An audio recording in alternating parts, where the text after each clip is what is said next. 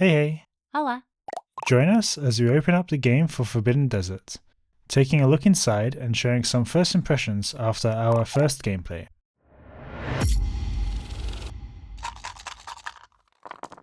Forbidden Desert is a 2 to 5 player cooperative game with a playtime of around 45 minutes.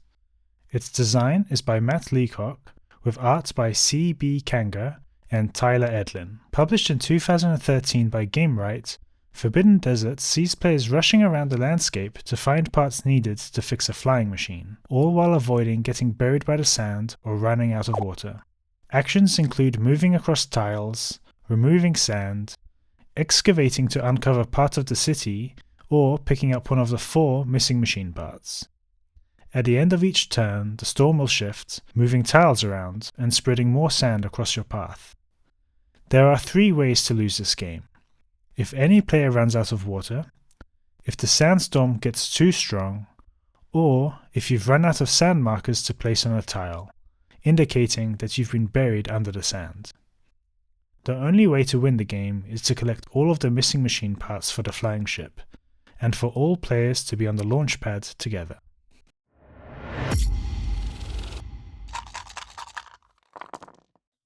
Inside the metal tin you'll find 49 cards made up of 31 storm cards, 12 equipment cards, and 6 adventure cards. 48 sand markers. These are double-sided, with the darker side marked with an X, indicating a tile is blocked and cannot be traversed. 24 double-sided desert city tiles. These are also double-sided, with one side being the desert and the other making up part of the hidden city, which you can only reveal by excavating. 6 wooden pawns, 6-meter clips. These attach onto the individual adventure card to mark how much water you have left and also mark the storm meter. 4 flying machine parts, propeller, engine, solar crystal, and a navigation deck. A sandstorm meter stand, a flying machine model, and the rules. The production quality of this game is very nice for the most part. The cards feel good and have a linen finish. The tiles are of good thickness and feel robust enough to be played with time and time again. The flying machine and its parts are where the quality drops a bit.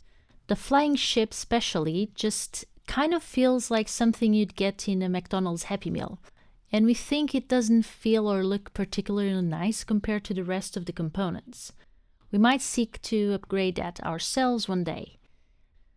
The supplied rulebook is very good, containing clear instructions on how to get going with the game, and plenty of example illustrations to help understand the mechanics. The metal tin is of good quality and contains a nice insert to hold all of the components, making it very easy to pack away once you're done playing.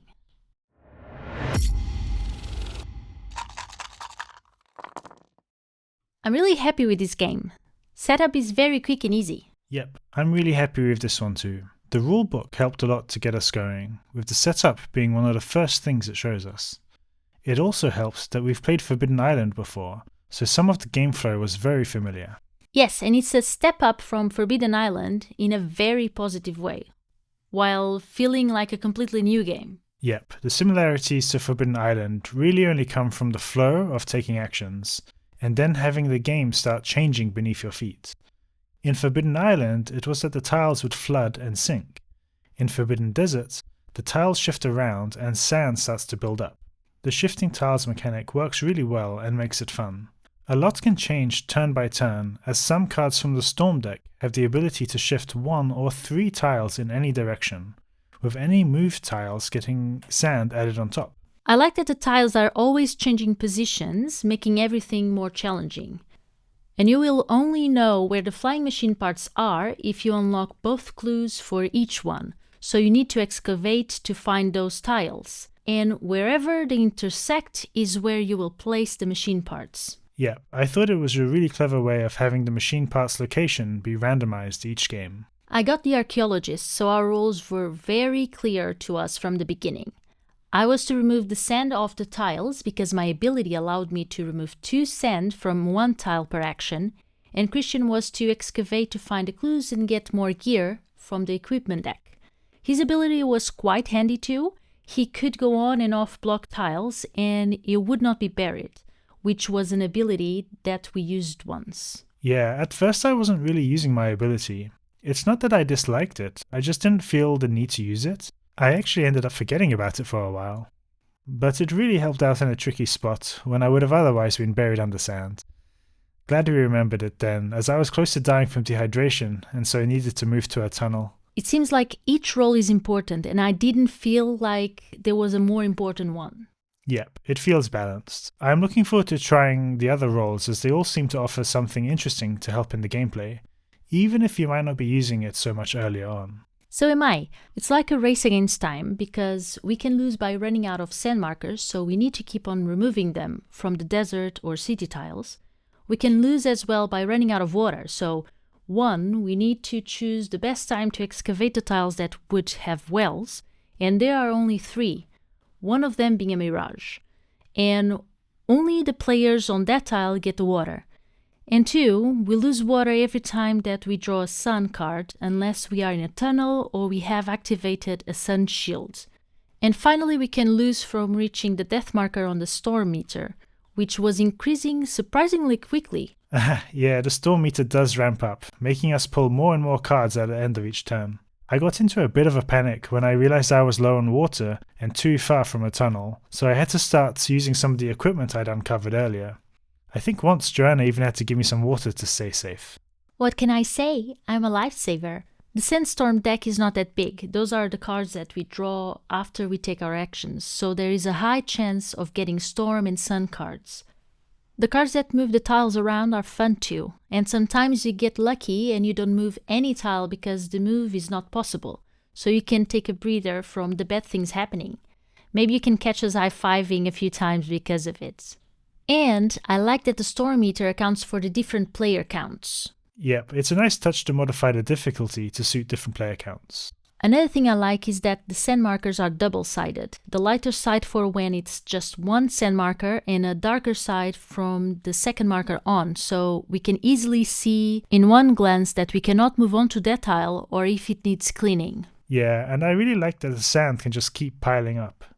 We were fortunate that Joanna had the archaeologist card, as it allowed her to remove 2 at a time, but I imagine it could get more difficult without that ability. There is an equipment card too which can help, called the Dune Blaster, and we did use this a few times in our game. This removes all of the sand on the tile, however they are one-time use. Another challenge in the game! But I reckon that playing with the other roles would have similar benefits to the game but with different abilities, touching different aspects of the game. Oh, one other thing I really liked is that the water and equipment can be shared freely. This is new to us because in other Matt Leacock games, like Forbidden Island or Pandemic, it counts as an action. Perhaps because there are so many things changing in one turn, they made that concession in this one. Another nice touch are the sketches in the rulebook. It's just artsy and nice, gets us more into the spirit of the game. Yeah, so that wraps up our first impressions for Forbidden Deserts. Thank you for watching. We've been Board Game Beans. You've been you. Have a lovely day and... Happy gaming!